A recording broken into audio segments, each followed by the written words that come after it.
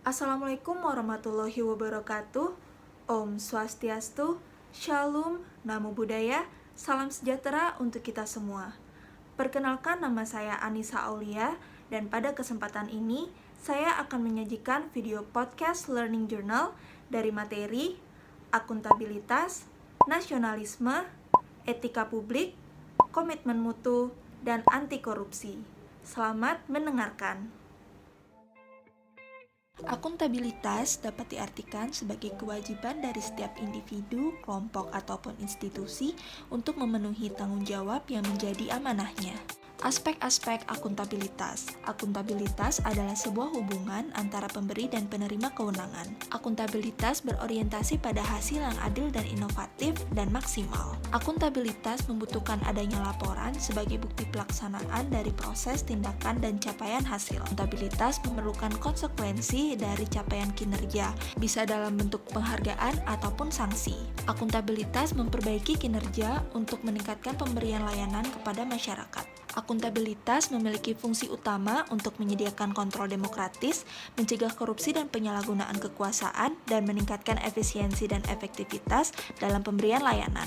Penyampaian laporan akuntabilitas dilakukan secara dua arah, vertikal yaitu kepada otoritas yang lebih tinggi dan juga kepada masyarakat, dan secara horizontal yaitu antar instansi dan lembaga yang sejajar. Tingkatan akuntabilitas terdiri dari akuntabilitas personal, akuntabilitas individu, akuntabilitas kelompok, akuntabilitas organisasi, dan akuntabilitas stakeholder. Untuk mewujudkan organisasi sektor publik yang akuntabel, maka pelaksanaan akuntabilitas harus mengandung dimensi akuntabilitas kejujuran dan kepatuhan terhadap hukum yang berlaku, akuntabilitas proses dalam pemberian layanan publik yang cepat dan murah, akuntabilitas program terhadap tujuan, akuntabilitas kebijakan mengenai pertanggungjawaban pemerintah atas kebijakan yang diambil terhadap masyarakat luas. Beberapa alat akuntabilitas pada birokrasi di Indonesia yaitu rencana strategis, kontrak kinerja, dan laporan kinerja. Untuk menciptakan lingkungan kerja yang akuntabel dibutuhkan kepemimpinan yang berkomitmen, transparansi untuk mencegah korupsi, integritas dalam melaksanakan kewajiban, tanggung jawab terhadap keputusan dan tindakan yang telah dilakukan, keadilan untuk menjaga kepercayaan dan kredibilitas organisasi, kepercayaan dari diwujudkannya keadilan, keseimbangan antara kewenangan dan kewajiban yang diberikan, kejelasan terhadap tujuan dan hasil yang diharapkan, serta konsistensi dalam penerapan kebijakan, prosedur, dan pengelolaan sumber daya. Berikut adalah diagram framework akuntabilitas. Akuntabilitas dalam konteks transparansi dan akses informasi dilakukan dengan memberikan informasi yang dibutuhkan kepada masyarakat secara transparan, sebagaimana diamanatkan oleh Undang-Undang Nomor 14 Tahun 2008. Praktek kecurangan dan perilaku korup timbul karena penyalahgunaan wewenang dari PNS yang tidak berpedoman pada etika publik dalam memberikan layanan publik. Setiap PNS harus memastikan bahwa penggunaan sumber daya milik negara sesuai dengan prosedur yang berlaku, dilakukan secara bertanggung jawab dan efisien, serta dilakukan pemeliharaan fasilitas secara benar dan bertanggung jawab. Penyimpanan dan penggunaan data dan informasi pemerintah harus menyajikan data dan informasi yang aktual dan akurat terhadap apa saja yang telah, sedang, dan akan dilaksanakan. Konflik kepentingan yaitu mengambil sikap ketika terdapat pertentangan antara tugas publik dengan kepentingan pribadi yang bisa mengenai keuangan ataupun non-keuangan. Beberapa sikap yang dapat dilakukan untuk menjadi PNS yang akuntabel yaitu memberikan informasi secara transparan, tidak melakukan perilaku korup dan penipuan, menggunakan sumber daya negara secara teliti dan efisien, mengambil keputusan secara transparan, dan selalu menerapkan sikap netralitas dalam menjalankan tugas, dan kesemuanya dilakukan sesuai dengan peraturan, kebijakan, dan hukum yang berlaku. Nasionalisme merupakan suatu sikap politik dari masyarakat yang memiliki persamaan terhadap wilayah, kebudayaan, dan tujuan dalam suatu bangsa, sehingga mereka merasakan kesetiaan yang mendalam terhadap bangsa tersebut. Penguatan wawasan kebangsaan dan jiwa nasionalisme Pancasila dapat dilakukan dengan mengamalkan nilai-nilai Pancasila.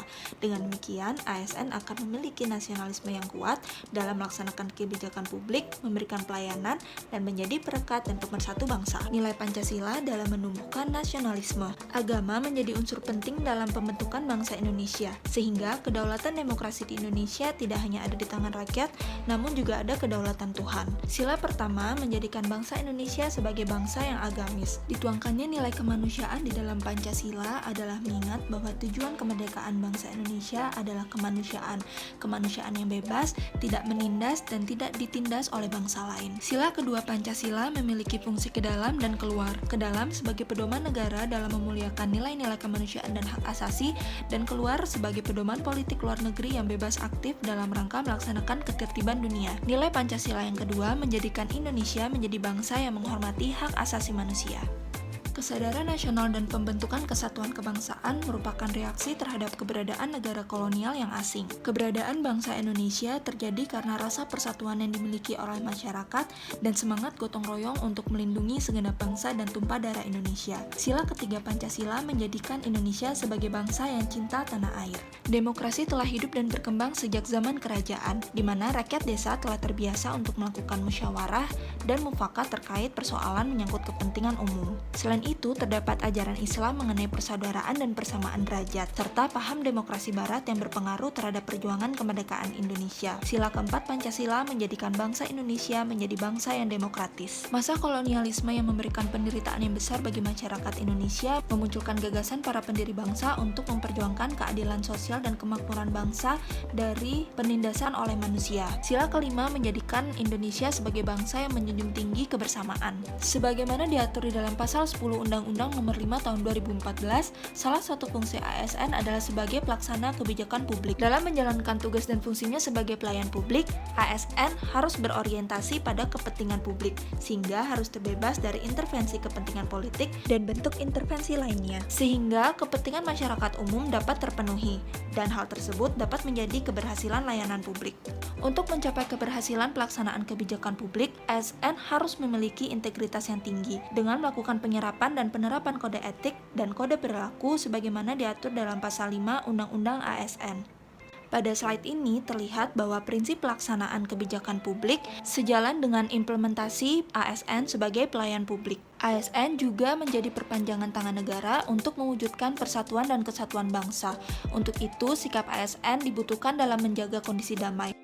Etika publik. Etika merupakan refleksi mengenai baik atau buruk, benar atau salah, mengenai apa yang harus dilakukan. Moral adalah kewajiban untuk melakukan yang baik atau apa yang seharusnya dilakukan. Dan kode etik adalah aturan tertulis yang berisi prinsip yang mengatur tingkah laku dalam suatu kelompok khusus. Aparatur sipil negara sebagai suatu profesi juga memiliki suatu kode etik profesi yang harus dipatuhi. Kode etik profesi diatur di dalam pasal 4 dan pasal 5 Undang-Undang ASN. Etika publik adalah refleksi terhadap standar perilaku atau norma mengenai benar atau salah, baik atau buruk perilaku pada saat menjalankan pelayanan publik. Fokus etika publik adalah memberikan pelayanan publik yang berkualitas dan relevan sebagai bantuan dalam menimbang pilihan sarana kebijakan publik dan alat evaluasi, serta menjembatani norma moral dan tindakan faktual bagi ASN dalam menjalankan tugas dan fungsinya. Pada prinsipnya, etika publik mengandung dimensi kualitas pelayanan publik, dimensi modalitas, dimensi tindakan integritas publik. Pelayanan publik yang profesional membutuhkan kompetensi teknik, leadership, dan kompetensi etika dalam suatu individu ASN, sehingga harus diterapkan prinsip the right man on the right job agar pelayanan publik dapat diberikan dengan baik dan benar dan mencapai keberhasilan layanan publik. Untuk merubah perilaku dan mindset pejabat publik yang tidak sesuai dengan nilai dasar kode etik maupun kode perilaku ASN, serta mewujudkan birokrasi yang berkualitas dan meningkatkan kapasitas dan akuntabilitas kerja, maka dapat dilakukan reformasi birokrasi serta merubah sistem manajemen. Etika dalam urusan publik penting untuk mempertahankan nilai pejabat publik, menentukan rumusan kebijakan, dan pencegahan penyimpangan hukum sejak dini. Kekuasaan yang dimiliki oleh pejabat publik harus dibatasi oleh norma etika maupun norma hukum, dan dilaksanakan dengan penuh tanggung jawab. Penggunaan kekuasaan yang terbaik adalah dengan memiliki landasan legitimasi etis yang kuat. Salah satu kode etik yang harus dipenuhi oleh seorang ASN adalah menghindari konflik kepentingan, karena konflik kepentingan dapat memberikan pengaruh buruk bagi integritas seorang ASN. karena bisa menimbulkan perilaku yang bertentangan dengan hukum. Komitmen mutu. Terwujudnya komitmen mutu dipengaruhi oleh efektivitas, efisiensi, dan inovasi. Efektivitas adalah capaian target yang telah direncanakan, baik capaian jumlah maupun mutu hasil kerja dan kepuasan pelanggan. Sedangkan efisiensi adalah ketepatan realisasi penggunaan sumber daya dan bagaimana pekerjaan dilaksanakan. Inovasi terjadi karena dorongan kebutuhan organisasi dan keperluan beradaptasi karena adanya tuntutan perubahan yang terjadi di sekitarnya. Inovasi dilandasi dengan keberanian berinisiatif dan keberanian untuk menampilkan kreativitas. Sedangkan mutu mencerminkan nilai keunggulan produk atau jasa yang diberikan kepada pelanggan sesuai dengan kebutuhan dan keinginannya, bahkan melampaui harapannya. Pada slide adalah 5 pilar dalam Total Quality Management. Organisasi merupakan pilar tengah yang membuat kerangka kerja berorientasi mutu.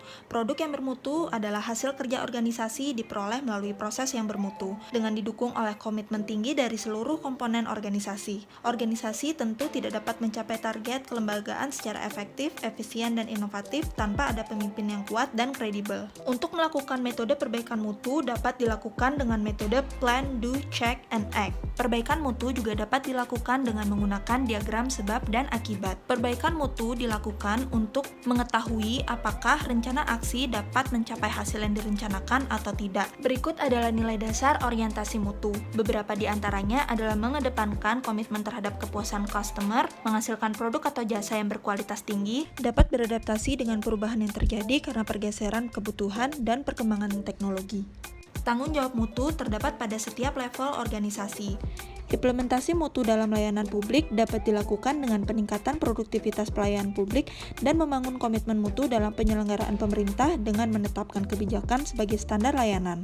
Dalam mewujudkan komitmen mutu yang berkualitas, maka dibutuhkan peran PNS dalam membangun inovasi pelayanan publik. Beberapa sikap yang dapat dilakukan adalah senantiasa merasa butuh dan terus mengembangkan kemampuan, bersifat dinamis dan selalu berpikir kritis, dan selalu menjadikan keterbatasan sebagai sarana untuk melakukan kreativitas dan inovasi. Pada Kementerian Agraria dan Tata Ruang atau Badan Pertanahan Nasional, inovasi yang telah dilakukan untuk memberikan pelayanan kepada publik yaitu adanya aplikasi Sentuh Tanahku dan berbagai macam layanan elektronik di bidang pertanahan. Anti korupsi. Korupsi dapat diartikan sebagai kejahatan yang luar biasa karena menimbulkan dampak jangka panjang yang menyebabkan kerusakan dalam ruang lingkup pribadi, keluarga, masyarakat, dan bahkan kehidupan yang lebih luas. Berdasarkan Undang-Undang Pemberantasan Tindak Pidana Korupsi, terdapat 7 kelompok tindak pidana korupsi, yaitu kerugian keuangan negara, suap menyuap, pemerasan, perbuatan curang, penggelapan dalam jabatan, benturan kepentingan dalam pengadaan, serta gratifikasi. Ketika seseorang selalu ingat dan sadar tentang tujuan hidup dan bahwa hidup akan dipertanggungjawabkan, maka ia telah mencapai puncak tertinggi dari kesadaran anti korupsi. Spiritual accountability yang baik akan menghasilkan niat yang baik, visi dan misi yang baik, serta usaha yang baik, sehingga akan menghasilkan hasil dan baik dan niat yang kuat untuk menghindari korupsi. Badan Komisi Pemberantasan Korupsi telah menetapkan sistem integritas nasional, di mana sistem tersebut merupakan sinergi dari berbagai organisasi dan pilar yang telah berintegritas untuk mencapai tujuan nasional, di mana Indonesia dapat mengendalikan korupsi dan mencapai Indonesia bebas korupsi. Dalam suatu organisasi, tunas integritas diharapkan dapat menjadi jembatan tercapainya tujuan organisasi, membangun sistem integritas untuk menutup semua peluang korupsi ataupun penyimpangan, dan dapat mempengaruhi orang lain untuk berintegritas tinggi. Nilai dasar anti korupsi seperti jujur, peduli, mandiri, disiplin, tanggung jawab, kerja keras, sederhana, berani, dan adil dapat kita internalisasi satu demi satu, sehingga nilai-nilai tersebut dapat dengan mudah kita serap dan terapkan dalam kehidupan sehari-hari. Salah satu upaya untuk menghindari korupsi dengan internalisasi integritas, yaitu ketika seseorang telah bersedia untuk bersikap dan berperilaku dengan penuh integritas yang ia yakini sebagai sistem nilai yang dianutnya. Selain itu, untuk menjaga dan mengembangkan sikap integritas yang kita miliki,